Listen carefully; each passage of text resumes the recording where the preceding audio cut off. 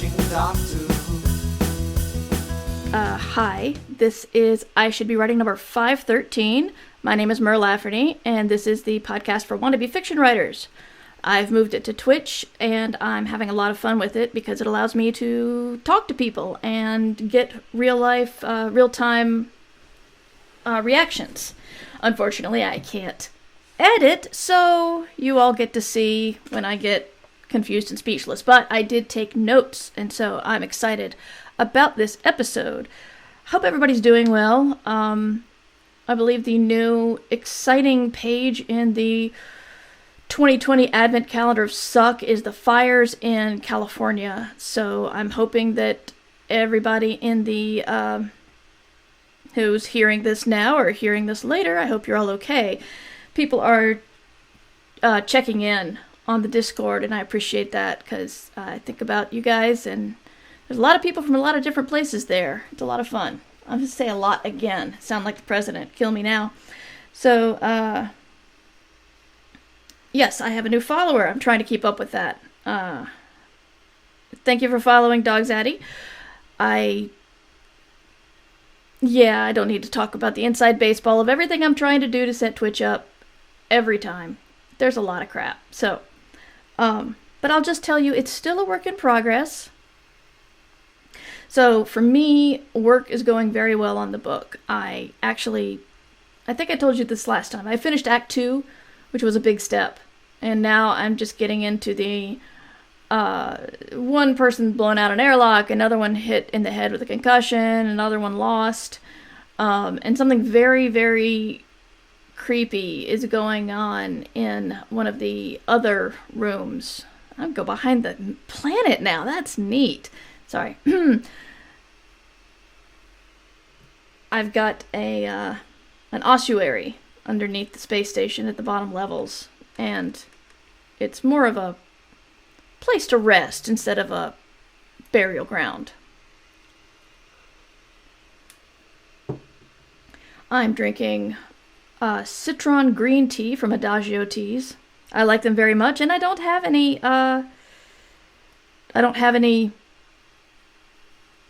really hard to do this talking and keep up with chat. I apologize. I don't have an affiliate link set up. I just like Adagio Teas a lot. It's one of those places that does they do earning points to get free stuff, only this is the only company that I've seen that it doesn't take too much work to build up to where you can get free stuff.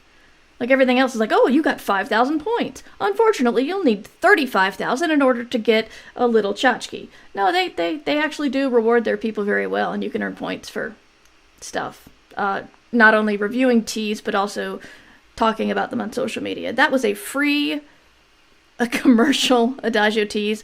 You're welcome. So, yes, work goes on in my novel. I haven't checked the word count recently. It's a weird thing because I'm doing a big rewrite, and so I'm keeping some chapters and tossing some others away. So it's hard to say where the word count is. So I'm trying to count from the words that I'm satisfied with. And that is, hang on, talk amongst yourselves. Show project targets. Yay, Scrivener. We're at 73,000. Not bad. Yeah, I still feel the need to say there are lots more words written. I just have to go through them and make them good. Still feeling kind of confident. And then I question myself and think, who am I to think this is competent? So I lose my confidence there. But then I keep writing because that's my job. That's what you gotta do. I just realized I was... I failed in actually following up Under Pope. We were talking about the previous song, Platform Wars by Devo Spice, in which the great Luke Ski was a guest voice. And I was saying that Insane Ian and Shoebox from Worm Quartet and Great Luke Ski and Devo Spice and Carrie Dalby, they all help each other out on songs a lot. There's a... one of the big recent songs was... it's based on the Spider-Verse the Miles Morales movie. I can't remember exactly what the title is. Is Devo Spice watching? Maybe I should just ask him to show up, because he doesn't have anything else to do, right? But yeah, actually, if you listen to the song I Hate Mondays, you will have, you'll hear me. I get to play the DJ. So, the DJ he listens to on his terrible way to work. That was fun. Because I can't sing, and I never thought I'd be on an album because I can't sing. Tom, we are talking about you on live. I should be writing. So, little bit of upkeep. I contacted everybody in the Patreon to give them their monthly rewards. So if you haven't heard from me or you think you're owed something else, let me know, because it's a lot of people. I'm very grateful. It's a lot of people, but it's hard to keep up sometimes. Patreon tries to help. Not all their tools are awesome, but so you are listening to this live, or you are listening to this when I take it offline and put it in the feed later. So if you hear that it's going live and that's just not your thing, or 12:30 p.m. EDT is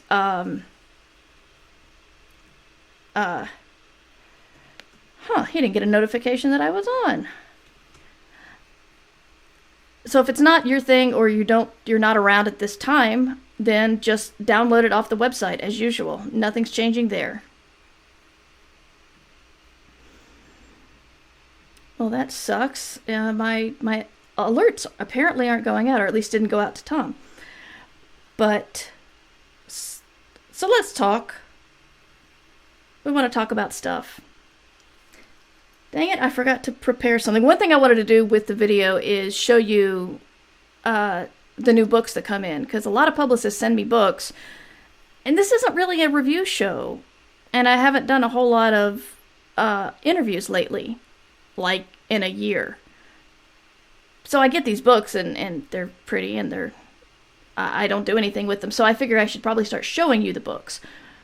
Unfortunately, I did not grab books to show. But next time, yes, I'll make a note of that. Get books. But today's topic comes from the Discord, where someone asked a very difficult question. I would love to hear your thoughts on building a long-term writing career plan, since so much of the thing is dependent on luck. So the first thing I want to say is, I'm glad you know that it's all dependent on luck. Almost every writer I know is baby steps. Thank you. A time zone sucks. Hello, Hisham. Hisham also supported the Extra Life campaign that I've got going on to support Duke Children's Hospital. So thank you for that, and great to see you. I'm glad you showed up. Sorry time zones suck. I hope I didn't get you up. But yes, almost every person you talk to is going to have a different story of how they started writing. You can't get in a time machine, go back to 2005, start a podcast, start interviewing authors on the podcast, and get on the radar of sci-fi publishing accidentally. You can't. And if you do have a time machine, I'd like to talk to you. Got some things to talk about. Plans. Big plans. So, yeah, and sometimes it's you're in line with somebody at a con, and you chat and hit it off, and then you realize that they're an editor, and you didn't even think you were networking, but you were. Weird stuff like that. Being that it is dependent on luck, I actually wanted to talk about goals a little bit, but I'm doing some research on goals because it's hard for me to think as a writer what kind of goals I should have. Because whenever I think of my goals, I think finish book, turn book in, start new book, finish that book. It's not terribly interesting. But I know that a lot of people try to have put goals such as get published by this publisher or land an IP that I really like. The problem with that is that starts going beyond your control. I would love to win a Hugo for my writing. I have no control over that. The only control I have is to write. So the first thing you need to do is do all the unexciting work, which is start the stories, finish the stories, read what's happening right now, read what people are putting out, because that will, A, make you a better writer just in reading, and B, let you know what publishers are buying right now. I mean, you're not going to find a whole lot of, like, cyberpunk books right now, so maybe not write a cyberpunk book. I'm not really sure how vampire books are doing now either. If you know, tell me in the chat, because I don't keep up with urban fantasy since I stopped writing it, which I guess says something about me. But anyway, we move on. So, try to network online, which is all we got right now. Follow, I know people who have built careers based on just chatting with people on Twitter. Yes, they had to have a book done. Yes, they had to be good writers. But that first connection, an editor looked at this person and thought, hey, you're interesting. Do you have a book? You do have a book. I would like to see the book. Stuff like that can happen. So make it a goal to, say, write a certain amount of words every week. Finish a short story by the end of the month. Finish a novel by the end of the year. In addition, take your favorite social media. Don't take your least favorite social media. If you have the wherewithal to go on a social media that you don't like and promote yourself, then I salute you. For me, it doesn't even come into my mind. It's that far away. Like, I have an Instagram account, but I don't take a lot of photos, and I don't think to upload them. So, I wish I did. I mean, I hear it's very good for promotion, and it's a lot of fun, but I just don't think to do it. So, find your favorite one or two social media platforms, and follow writers and editors and agents. Twitter is pretty good at telling you if you follow one writer, it's going to throw a couple more people in publishing at you to follow. And then you can, fill your list out by doing that again and again. After that, love the red lipstick, says Will. Oh, good, I got a thumbs up from Will. I thought it was too much, but if Will likes it, then thank you, Will. Will's the professional. I'm not. So, where was I? Chat, man. This is why I need my producer in here to follow chat for me. So yeah, social media, it'll help you follow other people and then just talk. I've done episodes on networking before. It's not mercenary, it's not cold, it's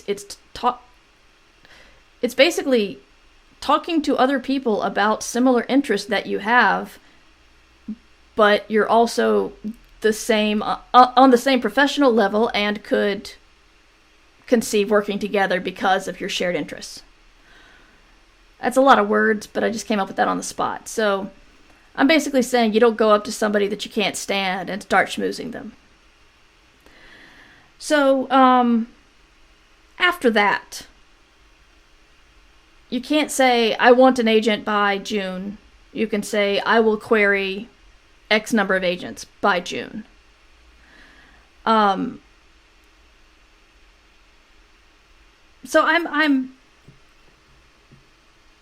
it's a lot of work.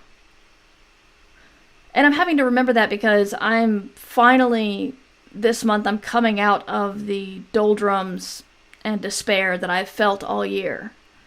For personal reasons, the year didn't start out well. I mean, I'm talking like, it started to suck in January. And then February, family member went into the hospital, and going to the hospital every day and seeing these big signs that say, I'm paraphrasing, COVID's coming, was a little scary. Luckily, we got her out before everything hit because I was worried about being able to visit and, well, I wouldn't have been able to visit. That's just that. And then COVID and the protests and the fires and the dust and oh my God, what a year. But I'm finally coming out of it. Honestly, Twitch is helping. It's a new medium, and I sound like such an egotistical jerk here, and I'm sorry, but it is amazingly humbling to be a 16-year podcast veteran and look at the numbers I get on Twitch. It's funny. It's something I needed. Excuse me. I needed the challenge. I gotta put the good glasses on. Oh, Devo Spice followed. Hey, Devo Spice, welcome to the chat. We were talking about your music earlier because you gave me permission to stream it as my pre and post roll. So, we were talking about how all the people at the FUMP help each other out and appear on each other's music. And then I was bragging that I was on one of your songs too.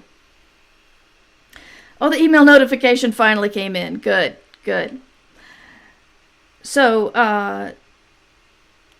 why am I pointing out that I'm coming out of my despair? I'm getting involved in Twitch, being a tiny baby streamer, and having to finish a book.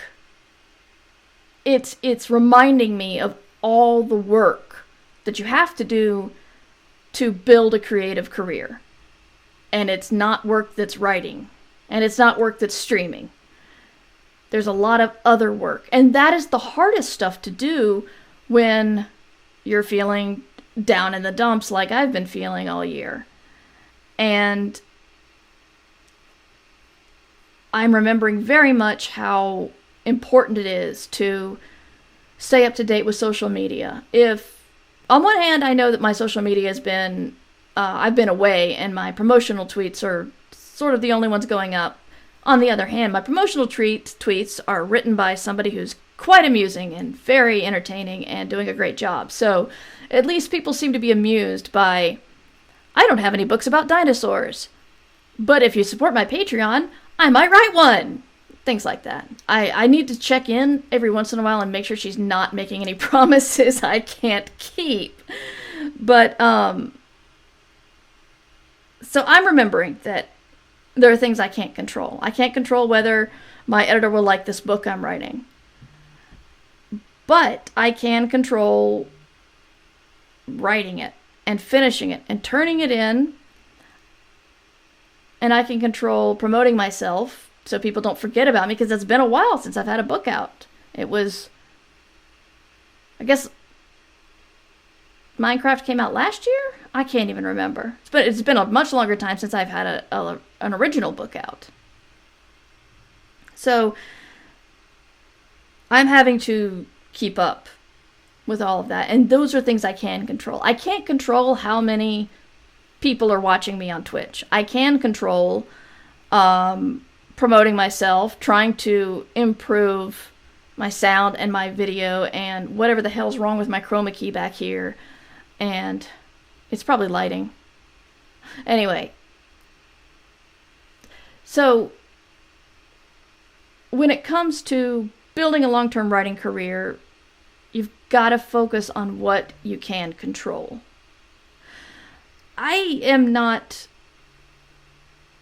not very spiritual, and I don't believe in the whole secret of if you open yourself up to the universe, it will give you presents. But I do think that along the same lines, I think if you have that mindset, then it does work because of a very specific scientific thing, which is when you decide this, then you're automatically more aware of what's going on around you. And so you're not walking with your head down, looking at the sidewalk, thinking, I'm never going to have a writing career.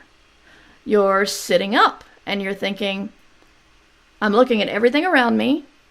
I'm looking to see if there are any opportunities. I am doing things to help my career, to solidify it.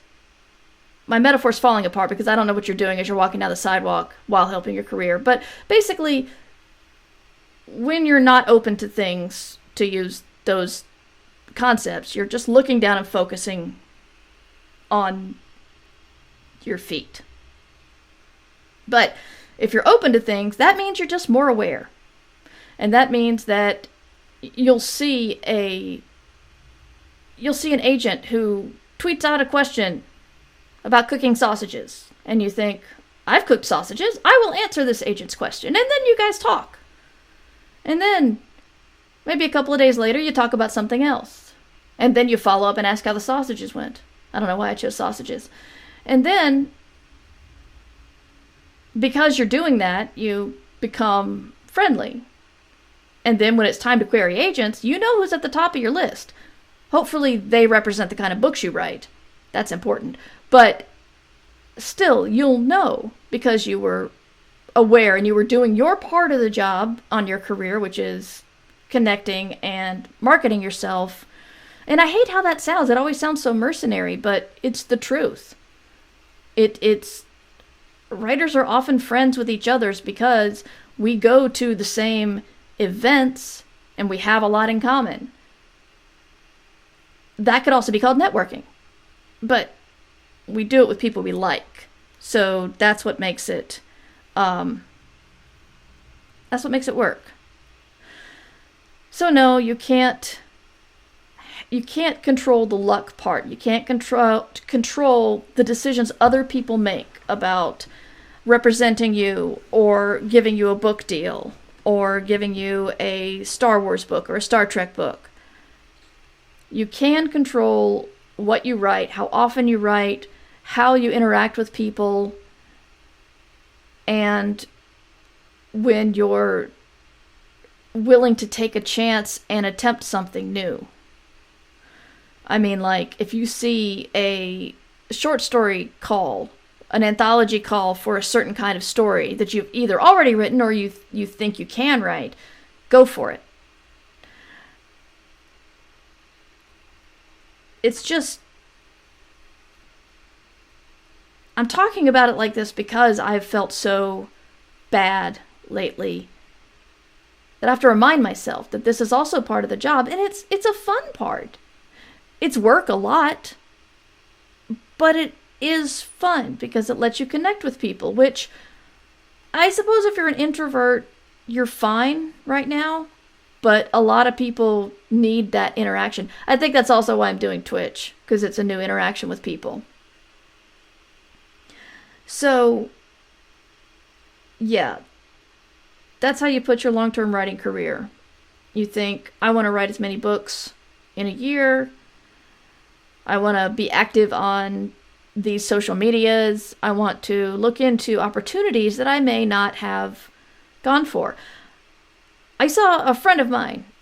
If you've ever heard me tell the story of why I quit writing in college, it's because of the writer Dan Coyce.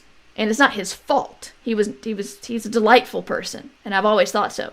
But he was so good that I quit because I thought I couldn't get any better, which was ridiculous. And one of the reasons why I started this show in the first place. But I follow Dan on Twitter now, and he said, hey, I wrote this thing. It was, he wrote a 24-hour play, which was a Broadway event where they took writers and they took actors and they gave them 24 hours to come up with a monologue for the writer to write and the actor to record. And so if you look up, I think it's 24-hour plays, you'll see amazing people doing amazing monologues written by other amazing people. And I thought, well, actually, first I just showed jealousy because I guess that's what I do with Dan. He's so nice and patient.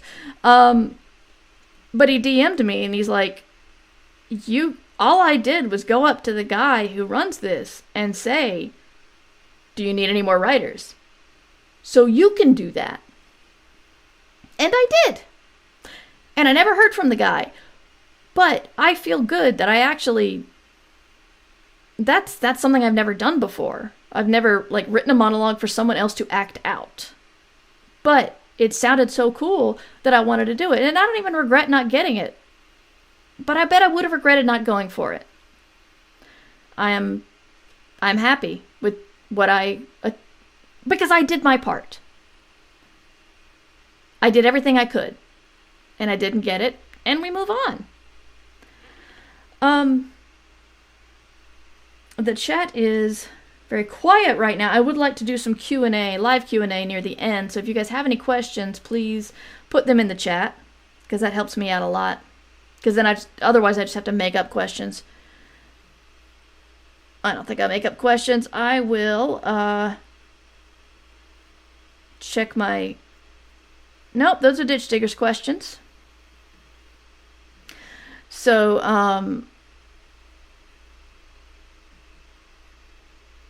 yeah, no emails. So, I want to know if anybody is having trouble writing still. If you are, feel free to put it in the chat or email me, because I've been struggling with that too, and I just want to say it's okay. And if you did it before, you can do it again. And sometimes sometimes you think, I got up and put on a clean pair of pants today. That's a win. It's like, it's terrible out there, and we just keep getting hit with things. But if you could write before, you can write now, and you can write again. And you try today, and if you can't today, tomorrow is also there. And I'm not speaking about this on a procrastination level. I'm speaking about it on a, you tried, you failed, you'll try again. One of my favorite songs is Loser by Garfunkel and Oates. I don't know them, so I can't ask them permission. I could ask them permission. I just said I could reach out and do things I hadn't done before. I put Devo Spice and Worm Quartet on this stream because I like their music and I know them, so I asked for permission. But but also it's got some swearing in it, and I don't swear on this show. So if you don't mind a couple of F-bombs, listen to Garfunkel and Oates' Loser, because the chorus is, you are such a loser, good for you. It's something that a lot of people can't do. Trying is hard, that's why people don't do it. And that's the theme of the song. It's like, wow, it does suck to lose. And you're a loser. You tried and you failed. But that's awesome. Because I believe let them stay home and comment on the internet is also mentioned in the song of people who don't believe in you. You try and then you try again. Which is also how you build a long-term writing career. Write something and then write another something. We got some talk in the chat. Underpope says, I've been getting a lot of revision and outlining done, but the day job is really hard.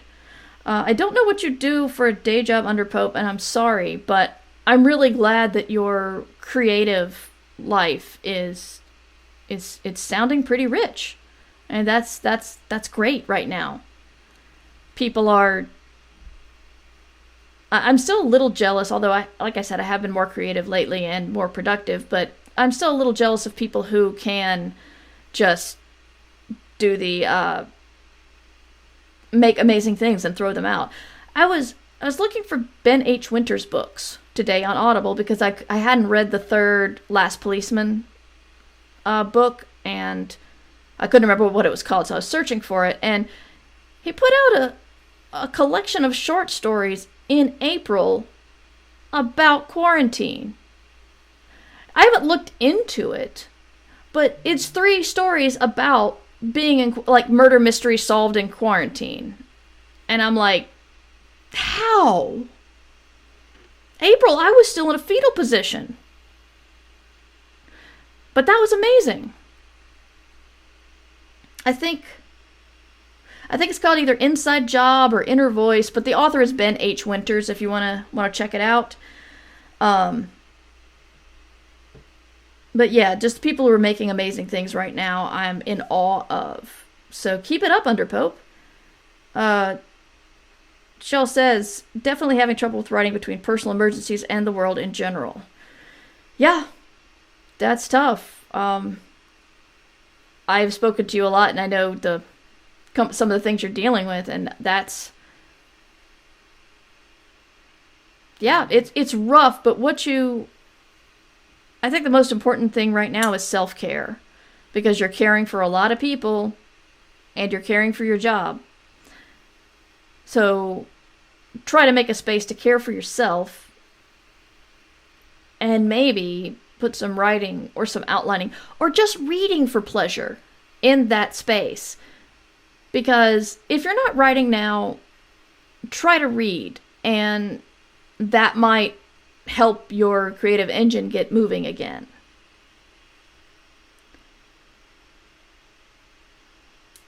Will says, I think if I didn't decide to go back to school, I'd have no focus. It's weirdly made me start up writing again. I'm better when I'm busy, so since work is slow, it's working. That's awesome. As I said, Will does makeup and stuff, which is why his comments on my lipstick was so appreciated. But, yeah, I've been wondering about it, and I probably should have asked. I'm sorry, Will, but I'm glad you're doing stuff and keeping busy and writing. It's really neat to me who's finding their voice to write now, and I think that's awesome. If all of this is actually giving you the time or the energy or the focus or the creative urge to start creating, more power to you.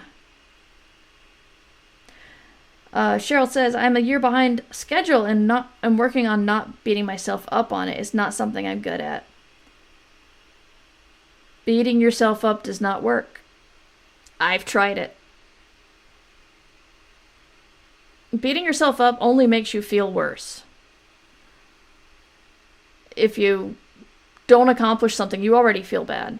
And then if you berate yourself, you feel worse. But if you say, when I get a free day, when I make some personal time for myself, when I maybe have a couple of hours on the weekend, when I get this, I'm going to try again. And I'm going to get an idea written down or something. That's something to work with. That's something to look forward to. Yes, and be gentle with yourself, says Will. I agree. Because you just can't berate yourself. I don't think anybody's good at having an inside sergeant. I know, I suppose, I've never been through the military, but I suppose if you do have a very buff person screaming at you, it does motivate you pretty much out of fear, but you can't be afraid of the voice in your head screaming that you're a loser. You can't think, I'll prove you wrong, voice in my head. It just doesn't work that way. And maybe your brain does, but mine does not. I don't work that way at all. So,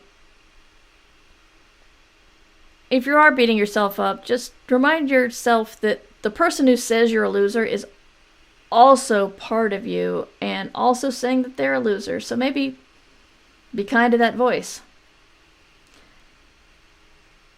Yeah. But does anybody else have any thoughts? I'm really glad you guys told me how you were doing. I really like to hear it. Because it also helps me. It really does. If I'm not feeling alone here and knowing that there are other people out there doing the same things or struggling with the same things, it helps me out. So thank you. If not, I think I'm done. I've been fiddling a lot with a pen. I subscribe to the Cloth and Paper subscription box, which sends me pretty pens every month. This one is very heavy. Ballpoint. I love it. It's got a good weight to it. The only downside is they usually don't tell you what pens are there. And so if you fall in love with one, it's unlikely you'll ever figure out how to get it again. Also, searching for specific pens on Amazon's very hard. There are a lot of pens out there, unfortunately. So, just to remind you, I'm going to wrap this up. Thank you guys for watching. Thanks to those who tuned in live, and thanks to those who asked some questions, and thanks to those who lurked and just listened, because I appreciate you too. And if you want to see more about me or see the show notes that will go along with this stream, check out merverse.com. And if you want to email me, that's mightymur@gmail.com.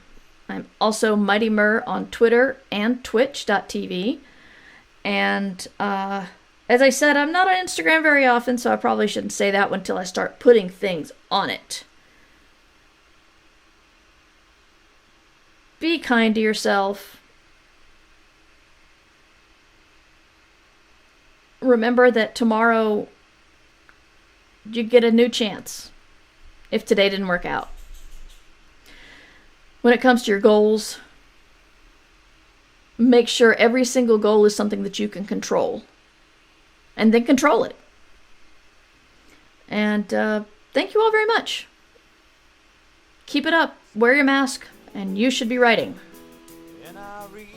Remember, you can support the show at patreon.com/mightymur. I Should Be Writing theme music provided by John Anelio. You can find more about him at johnanelio.com.